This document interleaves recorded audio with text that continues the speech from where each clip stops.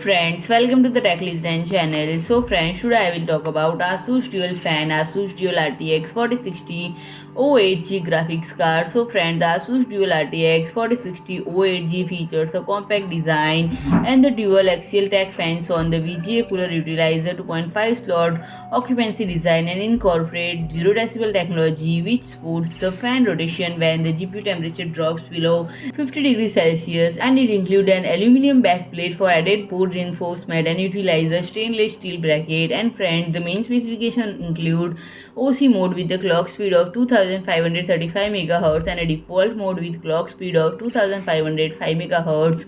It has a memory burst width of 128 bit and it is equipped with 8 GB of GDDR6 video memory, and the graphics card requires an 8-pin into 1 auxiliary power connector and a recommended power supply of 550 watt, and it features HDMI 2.1a into 1, DisplayPort 1.4a into 3 interface with a bus interface of PCI Express 4.0.